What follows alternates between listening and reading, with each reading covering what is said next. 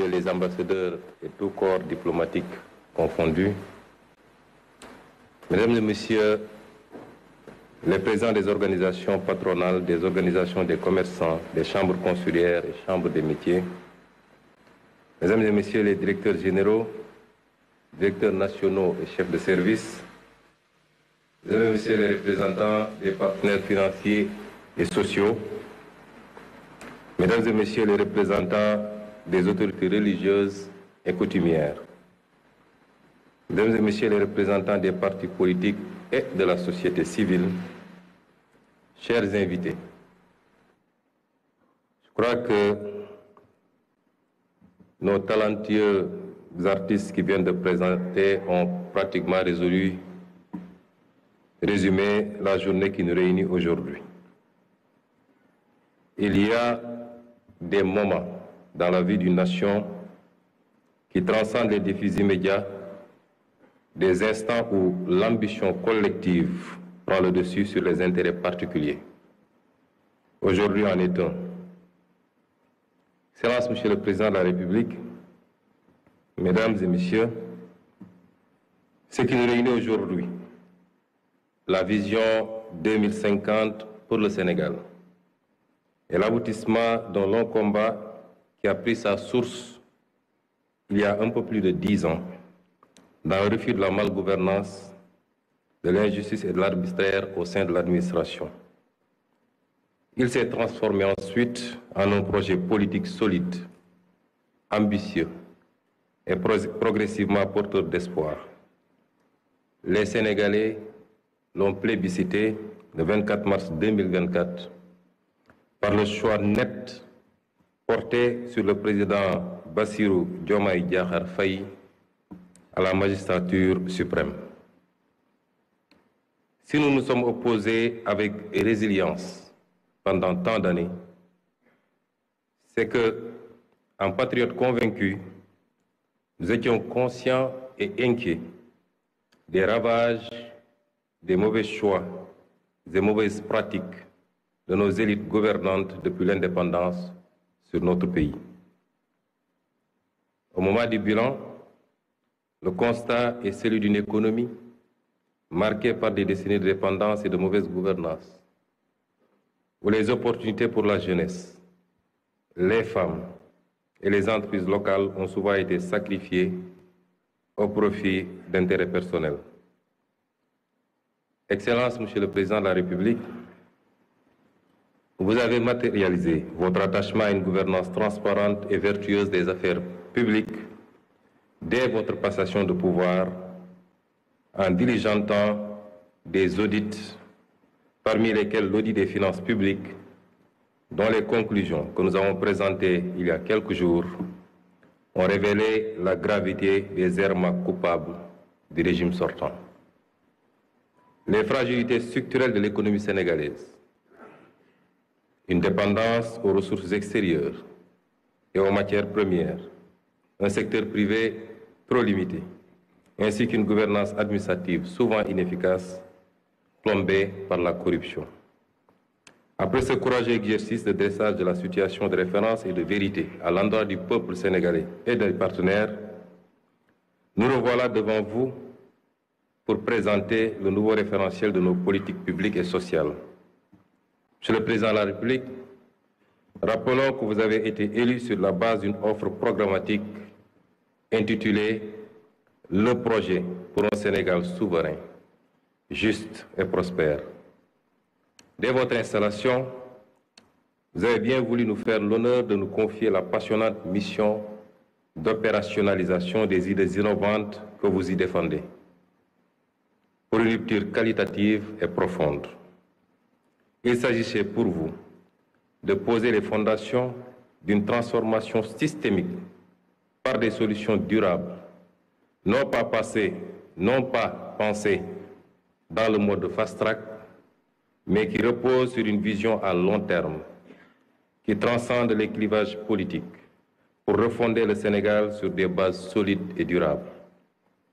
L'équipe de conception, composée d'experts de la primature et du ministère de l'économie, du plan et de la coopération, s'est immédiatement alors mise en place sous la direction du ministre de l'Économie, du Plan et de la Coopération et du ministre secrétaire général du gouvernement sous ma supervision.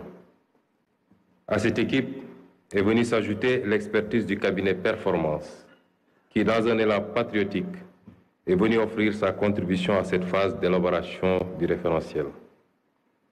Ce groupe de travail s'est donné corps et âme sans répit durant ces 4 derniers mois, à organiser des retraites, des veilles et même pour aboutir aux résultats qui nous réunissent aujourd'hui.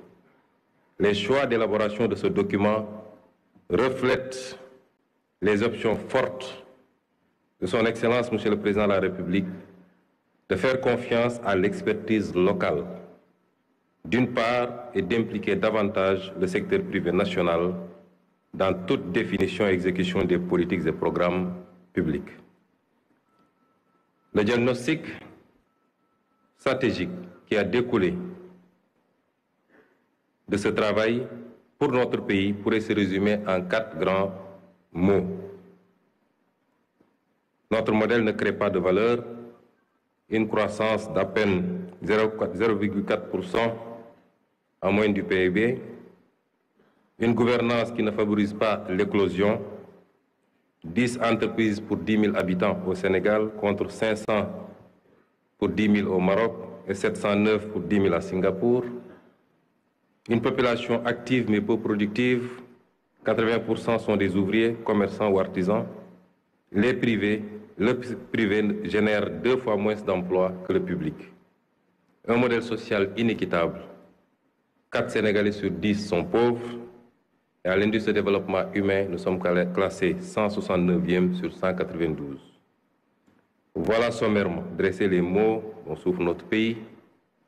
Ce cercle vicieux de dépendance et de sous-développement nous a maintenus à la lisière des trajectoires vertueuses qu'il nous incombait d'emprunter ces dernières décennies. Nos experts y reviendront plus largement lors de leur présentation. Nous savons, hélas, que nous ne pouvons plus revenir en arrière, mais nous pouvons prendre un nouveau départ. Commencer à partir de maintenant et emprunter une toute nouvelle trajectoire librement choisie, partagée et assumée. C'est la haute et noble ambition fixée par son Excellence le Président Bassirou Diomaye Diakhar Faye.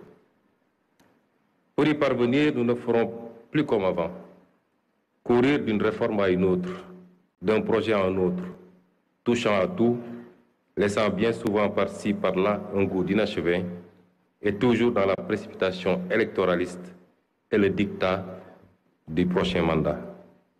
Nous avons pris le pari d'adopter un nouveau modèle de développement sur le long terme, reposant d'une part sur un État stratège qui favorisera grandement le développement de filières compétitives, de pôles territoires viables, avec des villes épicentres et un secteur privé national fort. Comment y parvenir? Notre approche repose sur une transformation systémique, incluant bien entendu une plus grande responsabilisation de nos concitoyens d'ici et de la diaspora. À l'instar des économies qui ont décollé, nous développerons quelques solides moteurs de croissance sur lesquels nous appuierons pour créer une économie compétitive, gage d'un Sénégal souverain, juste et prospère. Nous l'illustrons en vous présentant l'arbre qui symbolise et synthétise notre vision 2050. Voici le baobab, emblème national. 4 parties principales composent cet arbre majestueux, familier dans nos paysages. Des racines, un tronc, des branches et des fruits. Voilà, mesdames et messieurs, les 4 axes stratégiques de l'agenda national de transformation du Sénégal. Notre baobab repose sur de solides racines qui représentent la bonne gouvernance et l'engagement africain.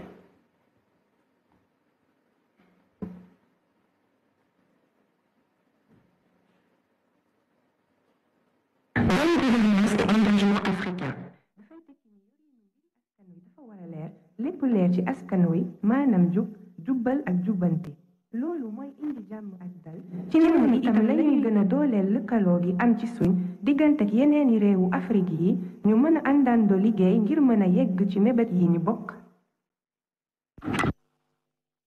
Et le solide tronc du baobab représente un aménagement optimal et un développement durable.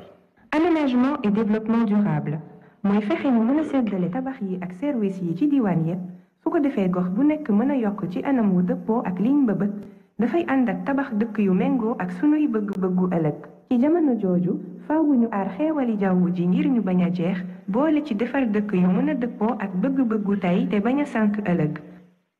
Mesdames et messieurs, les branches fournies représenteront notre capital humain de qualité et la garantie de l'équité sociale. Capital humain de qualité et équité sociale. maanaam gën a sukkali njàng ak tàggat ngir jox askan wi xam-xam bu am njariñ ba noppi ñu gën a yemale askan wi ku nekk mën a am paj ak kaaraange bu ko weesoo ñu fexe ba kenn bañ a des ginnaaw ci yokkuteg réew mi. Et les fruits enfin qui représentent notre option de bâtir une économie compétitive. Économie compétitive. li ñu jublu mooy Sénégal bu moom boppam jub te am naataange ànd ak koom-koom gu am taxawaay maanaam sos koom-koom gu mën a joante ak àddina si loolu dina gën a dooleel barabi yokkute yi gën a yombal liggéey yi gën a yombal dundinu askan wi su réew mi jàppale secteur privé bi mu am doole ba noppi fexe moom boppam ci wàllu koom-koom loolu dina tax alal ji am njariñ ci askan wi ci noonu lañuy gën a yombalee ay liggéey ak ay gis-gis yu bees ci dëkk bi. Chacun de ces axes qui vous sera détaillé tout à l'heure constitue un pilier sur lequel on pourra s'appuyer pour arriver à un Sénégal souverain, juste et prospère. La nouvelle stratégie de développement pour les 25 prochaines années, grâce au scénario de rupture que nous proposons, devrait donc conduire à terme à récolter les fruits de notre baobab. Un Sénégal souverain, juste et prospère, c'est une nouvelle trajectoire de développement. C'est des moteurs de croissance en pleine expansion. C'est enfin une nouvelle carte économique et de nouveaux corridors. Monsieur le Président de la République, distingués invités, il ne me reste plus qu'à laisser la place à nos experts pour vous fournir plus de détails sur le nouveau référentiel. La présentation se fera en 3 étapes. Le diagnostic, qui sera introduit par M. Cheikh Moudou Thiam, directeur de la planification au ministère de l'économie, du plan et de la coopération.